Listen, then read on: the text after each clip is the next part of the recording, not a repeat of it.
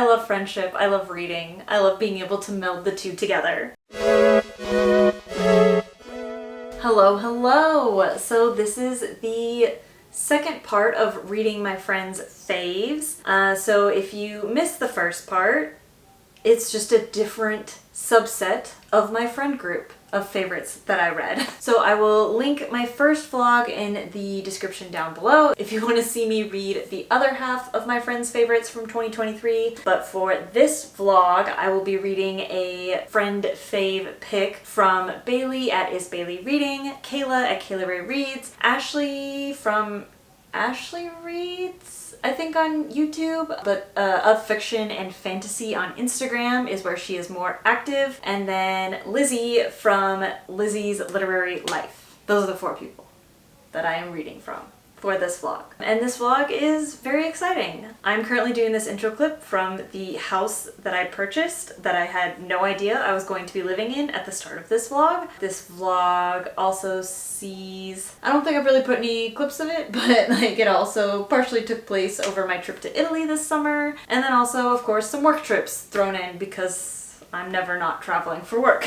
So yeah, this is kind of a fun do-it-all vlog. So without further ado, I will let Past Adriana take it away. Hello, I am starting this Friends Faves vlog with a pick from Bailey at Is Bailey Reading, and I will be reading The Lager Queen of Minnesota. I am hesitantly excited. Like, I don't know what to expect. Like, this is a very different kind of book for Bailey, so I'm just really interested to see what she enjoyed about it so much. I know part of her enjoyment came from it taking place in the area in which she lives, so there's like that kind of personal connection with it. So I'm excited to see how me, a not Midwesterner, gets along with it.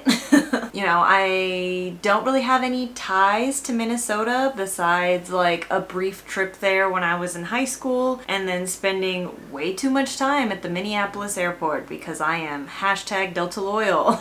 But I do like beer, so we'll see what I think. I am gonna listen to this as an audiobook. We'll see how that goes for me. I imagine, like, it seems like it's kind of more of just like contemporary fiction-y, so I don't think listening to it as an audiobook should mess me up too bad, but I am excited to start it and see what I think. Okay, I was hoping to update you yesterday or this morning or at some point not in my truck, but I did make it to the 33% mark of The Lager Queen of Minnesota. I'm really enjoying it so far. I am enjoying it a lot more than I thought I would. I feel like I'm getting like kind of a weird insight into like Bailey with this book. I don't know, maybe I'm reading too far into it, but like I really like it. It doesn't matter that I am not from the Midwest. It is just straight up a very good book. It's kind of like a multi-generational thing we have going on. We start with these 2 sisters, Edith and Helen, and get kind of some of their background and history. Edith makes these really delicious pies, and it kind of allows her and her husband to move to like a really nice place. Helen, her sister, is really into beer, loves a beer, and actually goes to university to study chemistry to be able to brew beer. So the sisters kind of get disconnected, I guess. I don't know what the word I'm looking for is right now. But they lose touch, have a bit of a falling out. I'm not quite sure what exactly the falling out is, but they're not really connected anymore. So Helen goes off and does her beer thing. Edith goes off and does like a pie thing. And then as like an old woman, Edith ends up having to take in her granddaughter, Diana. So we're also following Diana in this kind of more current timeline, and she seems to be struggling a little bit. She ended up having to live with her grandma Edith after her parents passed away in a car crash. So she's a little messed up from that and has gotten into stealing to try to help her grandma with the bills and money and all this kind of stuff. So it's kind of all over the place. There's a lot going on, but like it's very good and I'm enjoying it a lot. So I'm gonna keep listening to it while I am on this drive, this little 10 like quickie errand drive. Okay, thanks, bye. Okay, this is like a continuation of my check-in from this morning. I am like a little over halfway through now, but like I learned more things about what I had said this morning that were kind of false. We do know why Edith and Helen, the two like older sisters of the story, don't talk to each other. It has to do with inheritance of the family farm. And I also wanted to come in here and say, like, so far, I think this is the book that everybody wanted from Lessons in Chemistry. Like, we'll see how it finishes it up, but like so far, like this, especially like Helen's story, is more so what I think people wanted from Lessons in Chemistry. But I'll check in more on that thought as I continue on. Okay, I'm going to finish this book on my drive back, but so I want to do one last check-in before I finish it. I am adoring this book. I am getting a vibe of like how everything's gonna tie up, and I love it. I'm obsessed. Oh my God, Bailey, this book is so good.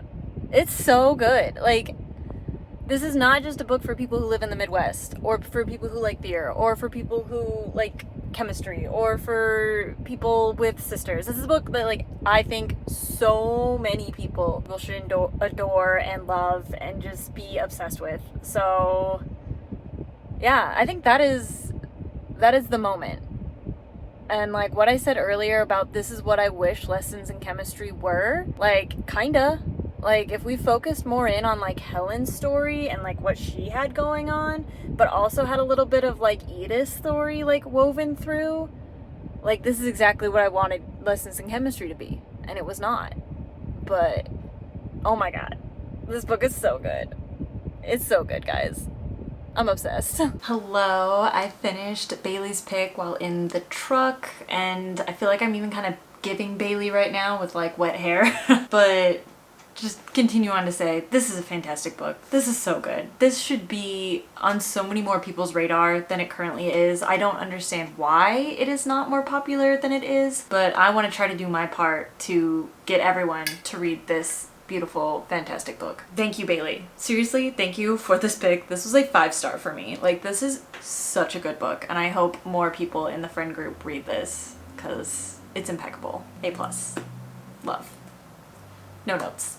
Oh, hey, so the next book I did for this Reading My Friends Faves vlog was a pick from Kayla Ray Reads, and that was Yours Truly by Abby Jimenez. I apologize, Kayla. I binged this on my flight back from Italy. Like, pretty much binged it because, like, I listened to it 50% through, and then my AirPods died, and then I listened to the other 50% as soon as my AirPods recharged. So I didn't do any check-ins, I didn't do an intro clip for it. I am now just doing a hey, here we are. So as you can guess by the fact that I listened to it straight through for 6 hours, I enjoyed it immensely. There was a part in the middle where I was starting to get a little tired of the shtick of the book, but I guess we will go into what is this book. So this is a companion novel to Part of Your World by Abby Jimenez. I adored that book. So good. This one is the best friend of the main character of the first one. Her name is Brianna. She is a ER doctor at the same hospital as the first one, and she is like on track to be chief medical person. I don't know. That's not the important part of the book. Either way, she's like set to do it because the guy who's currently doing it is gonna retire. A new guy starts, and the guy who is gonna retire decides, hey, I'm gonna like hold off on retiring for a little bit. We're gonna let this guy get a start here so that way, like, when it comes to the vote of who is taking this job, he'll have a fair shot. So obviously she feels a little PO'd by that and feels very boys club, whatever else. And there's just some other kind of like miscommunications just because our main love interest has social anxiety, so he comes off poorly a lot in new situations, and she tends to jump to the worst conclusions because she kind of has some PTSD from her last relationship where her husband had been cheating on her for like a good section of their marriage. But yeah, so we kind of start off on a bit of a poor foot, and then the new doctor guy, I don't remember anybody's names. I remember Brianna. Jacob Jacob. I think his name is Jacob. He decides he's going to donate his kidney to Brianna's brother. He just wants to do it anonymously because it's something he's always wanted to do, like be an organ donor. And she inevitably finds out, and when she finds out, she asks him like, hey, what can I do for you? And he needs a fake girlfriend because his ex-girlfriend is now getting engaged to his brother. There's a lot going on in this book, but it all makes sense when you're in it. It feels all very cohesive and good. My explanation makes it sound very scattered, but it all makes sense in the context of the novel. Anyway, so they're fake dating for a while to help him get through this like wedding season thing with his ex-girlfriend and his brother. And of course, over the course of fake dating, they fall in love for real. Due to some other miscommunication-y things, they really hold off on, I guess, admitting feelings. Like, it's weird because like they both individually admit feelings, but then the other one thinks it's like not real for some reason. So there's just like from like 50% to like 70%, it was starting to grate on me a little bit of like, can we not just like sit down and have a full conversation about this? Because this is getting kind of annoying that you both think the other one is not into you when they so obviously are. But the ending made up for it. The book is so sweet, and just like the added element of like organ donation and family, and they're just both really good people. Like individually, like Jacob and Brianna are both individually like really solid, good, whole people. So seeing these really solid, good, whole people come together and like build and have struggles together and work through struggles together and help each other become better, it's just good. It's just good. It's just a very good book. Did I cheat a little bit at picking this for Kayla's fave because this was a book I was going to read anyway? Maybe. But I also really liked it. I gave it 5 stars. So good. This vlog is off to a fantastic start. Like 2 5 stars. We love. But yeah, sorry Kayla that you didn't get more of my whole thing. But honestly, it just would have been me going for like every check-in. And then maybe a little teary-eyed for like the last check-in. It was very enjoyable and made the plane ride go not quickly, but less terrible. So yeah, until the next book, I will check you later. Hello, I'm sorry if you can hear the wind chimes in the background, but I just wanted to jump in and say I will be starting Ashley's pick for my friend's faves. I think quite a few of my friends have decided to go with Jade City by Fonda Lee. I, surprisingly enough, have stayed out of, I guess I haven't exposed myself to a lot of the spoilers of this book.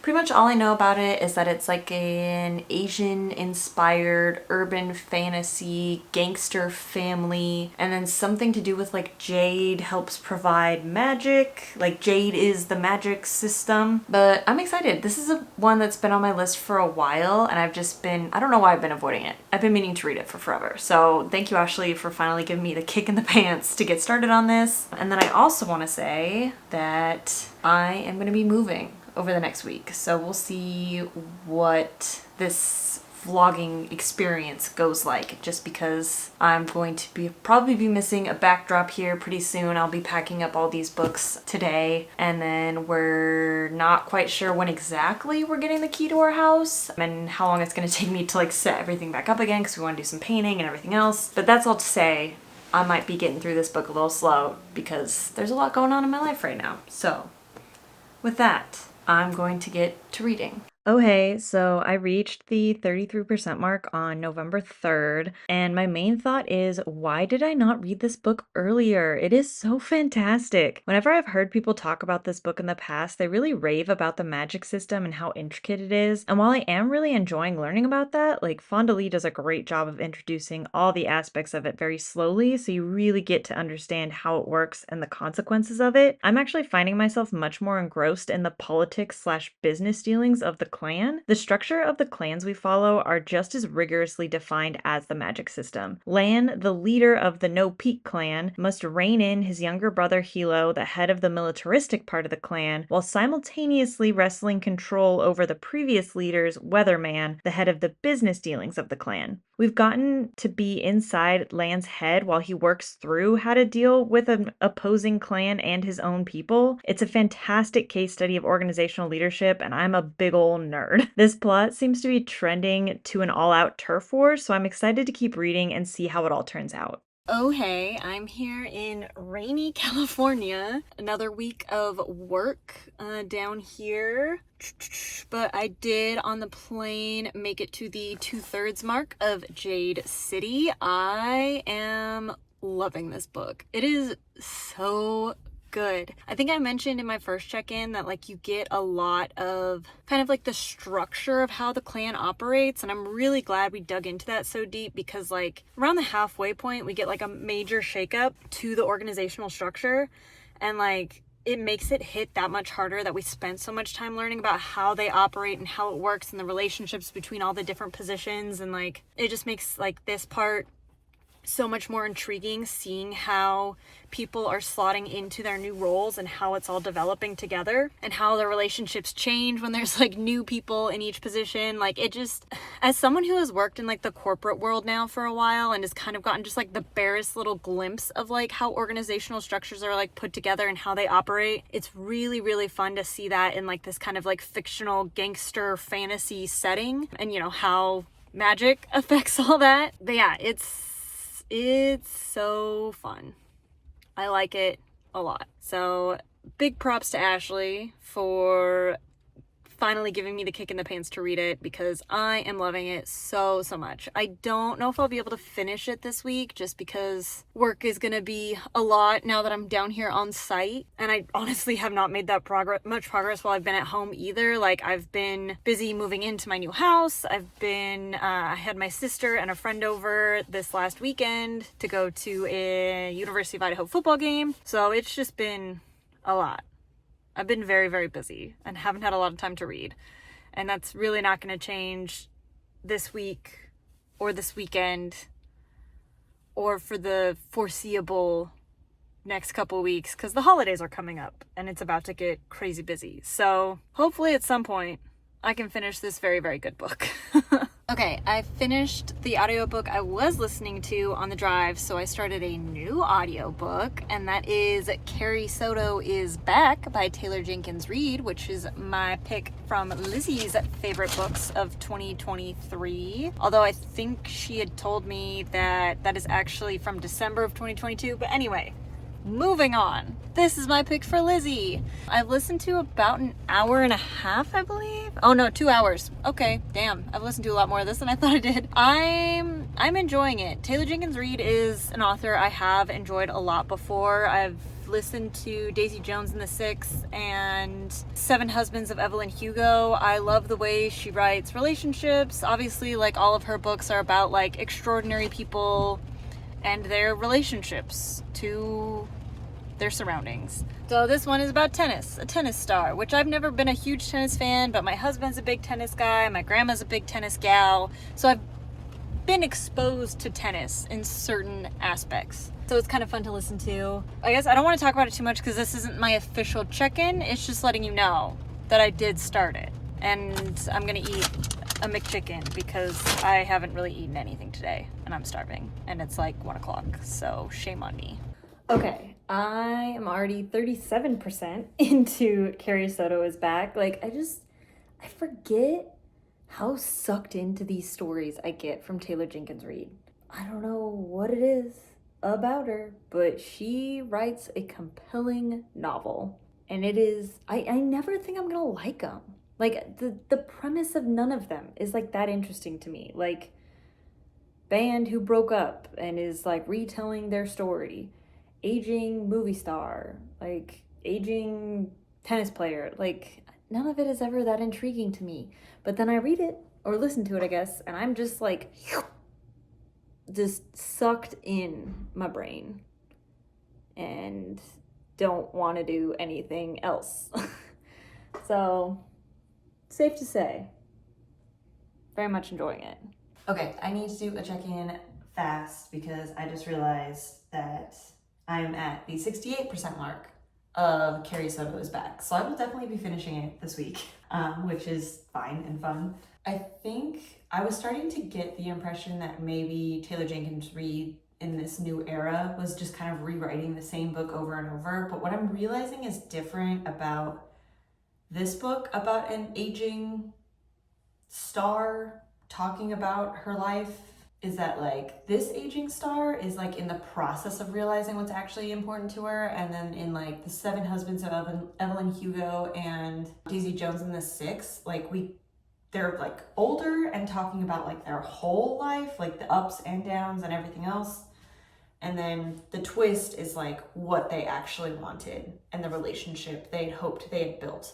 Versus Carrie Soto is back, we seem to be kind of in the midst of her maybe realizing what she actually wants. I don't think she's actually realized it yet, but she's maybe getting there.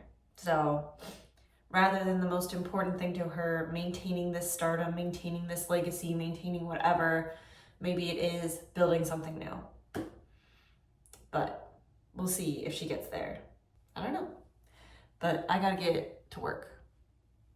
Okay, bye. Okay, I just finished Carrie Soto and like I'm on the verge of tears because it's just so good. Like, just the way the endings Taylor Jenkins Reid comes up with, like at some point I knew how one part of the ending was gonna go, but then it's just like, because I knew that was going to be the most emotionally satisfying. And like, obviously she's going to go with the ending that is going to be the most emotionally satisfying because it's Taylor Jenkins Reid. But then she adds something else super emotionally satisfying, like on top of it in the epilogue. And it's just like, oh, I cry.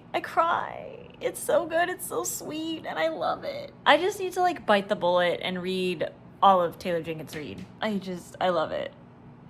These are so good. They're so good.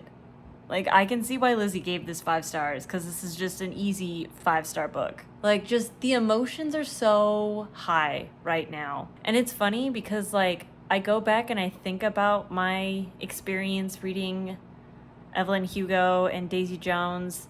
And, like, thinking back on it, like, I can't really live in that emotion anymore. I just know they were 5 stars when I read them. But it's like sitting in this emotion. I feel like it's probably fleeting, but at the same time, it's just so strong right now. And I love it so much. And I want to call my dad. I'm gonna cry. It's so good. And the friggin' hotel AC probably covered up all of that audio, but I don't even care.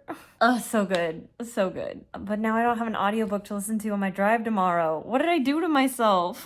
I gotta stop rambling and like get ready for bed.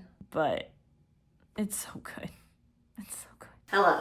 It has been a few days since I finished this book. Like, almost a week. But I did go out and buy a copy because I loved it so much.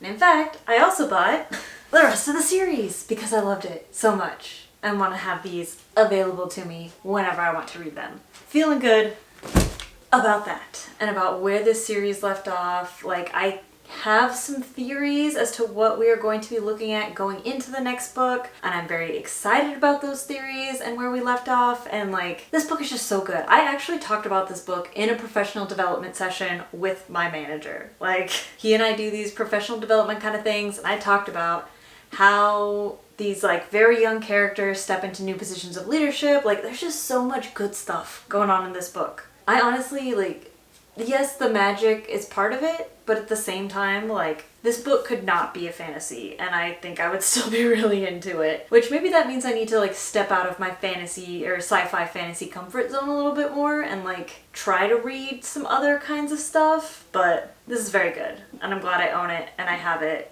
and I want to delve into it even more. So with that, the 4 books I read for this vlog were books.